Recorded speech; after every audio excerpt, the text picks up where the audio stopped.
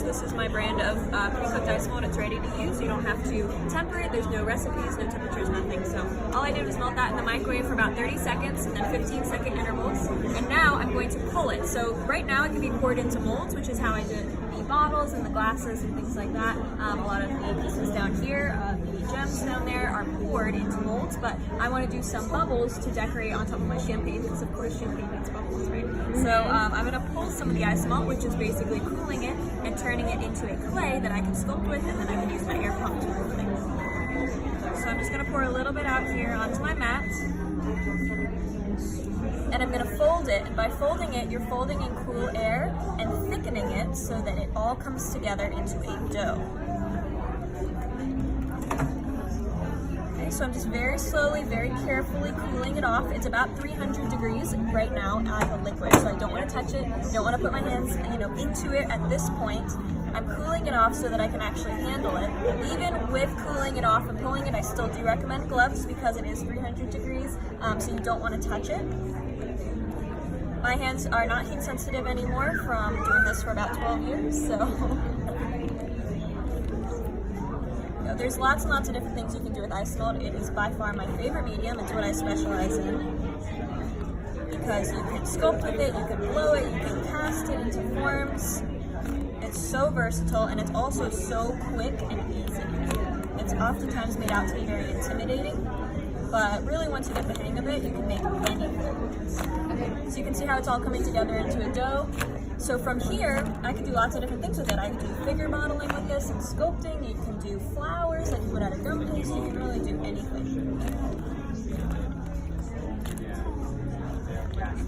Alright, so basically my goal here is to get it so that it's not sticky anymore, so it's not stuck to the mat. I can see that I have reached that point now. So I'm going to go ahead and cool this off just a little bit more, because it's a little bit too warm still. It's too soft. It's not going to hold any shape. So I am just cooling it off slightly so that it holds its shape and it will not collapse when I start making pieces. So I'm just stretching and folding. This is where the name pulled sugar or pulled ice malt comes in. You pull it just like taffy. And you see that beautiful shine that it's getting, that satin finish. That's from all the air that you're incorporating in. So I'm just going to roll it into a ball. Heat up the end of my pipe. I have this seasoned on the end of my pump so that it's going to stick. So that's just a little bit of ice malt on there already. I heat that up so it's sticky, and then I attach it on. Alright, so I'm just securing it onto the base so that no air can leak out. It'll build up the pressure really nicely, and also so that when I start pumping, it doesn't just fly off across the room. Kind of important.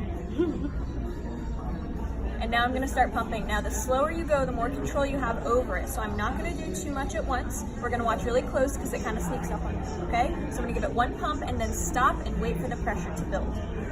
Okay, ready? So one pump. I know it looks like nothing's happening, but it is, I promise. There it goes. See how it didn't go right away, right? There was a delayed reaction. So I don't want to just pump, pump, pump away, because that would be way too much pressure and way too much air that all needs somewhere to go. So I just do a little bit at a time. Now that the air went in, I'm going to slowly add little bits more. I'm watching for hot spots and uneven spots. So I can see that the top is getting a little thinner. It's easier to see through. So that means that that's a hotter spot and it's softer there and easier for the air to press. So I'm just going to cool off that hot spot by pressing it into a cool surface. That just balances out the temperature and therefore balances out the texture. So the whole thing will blow evenly. Okay, I'm going to kind of shape it with my hand. Right now the pipe is in the bubble, right? So I can't really cut it off and take it, to put it on my pieces because I can't cut through the pipe. So I'm going to create a stem for myself to cut once I'm ready. Just by kind of rolling and stretching the base.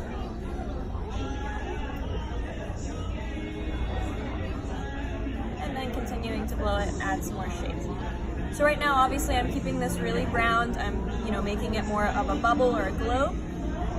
But you can potentially, blow this into any shape. It's just like blown glass in that way. You can stretch it, you can bend it. The marlin that's on my card, that's all blown. He's about 12 inches tall, and the entire body is blown in one piece. So just by taking a really big piece of ice malt and attaching it, and then blowing that. But I do dolphins, swans, hummingbirds, a whole bunch of different things, just by, stretching it and shaping it as you go. So I'm not going to go too much bigger than this because the bigger you go, the more fragile they're going to be. right? So I'm just gonna go ahead and cool this down with my fan, and that kind of freezes it in place. Make sure it's not gonna collapse on me once I set it down. So I'll cool off the entire thing, and then I will heat up the base and cut it off.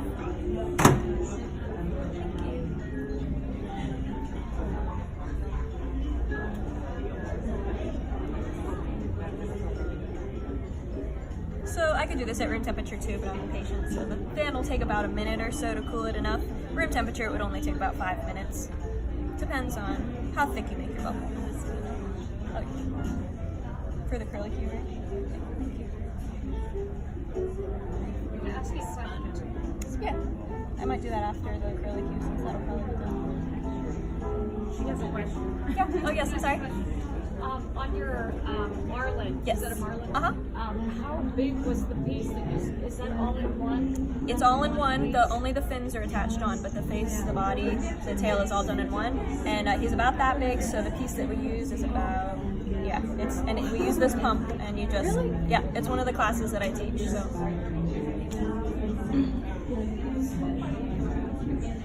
And the color that's on it, that's also Yes. from different colors. Yeah, it's actually all painted, so it's airbrushed on top, so the whole thing starts out clear and then we paint it. But you could also mix in colors, so like you can see the pre-colored isomalts. You can mix in your own color too, just with either airbrush colors or powdered colors. So like for the blue that I got today, I'm using luster dust, and you can also use airbrush colors. You just can't mix in gel colors because it'll break down the isomalt. Yeah, but you can hand paint on isomalt, you can dust it, you can airbrush it. Pretty much anything sticky is going to stick to the sugar. Alright, so this is completely solid now, okay? It's not bendable at all. I'm just going to heat up that stem that I made, because you see I got like a good inch and a half of space. So I'm just going to heat right up against the bubble.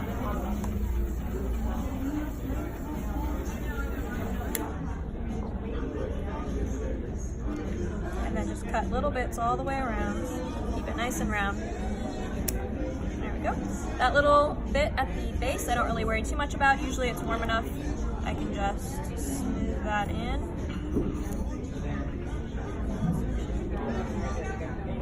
And then there's your bubble. Okay. So to apply that onto my piece, I use isomalt. So whether it's a fondant covered cake or it's an isomalt sculpture like I'm going to do, or the base is fondant, so I can use any of this. I'm just going to use liquid isomalt, dip it and stick it. Isomalt is a really good glue. I even use it on my non-isomalt pieces. When I make cakes, I use it for everything because it's edible, so that's good. You know, it's not like using hot glue and things like that. It is clear, so you barely even see it, and it also dries almost instantly. So isomalt is a really good edible glue no matter what you're doing, but especially for really heavy pieces. It'll melt into the surface of the sugar of the fondant or gum paste or whatever you're using. So I'll just kind of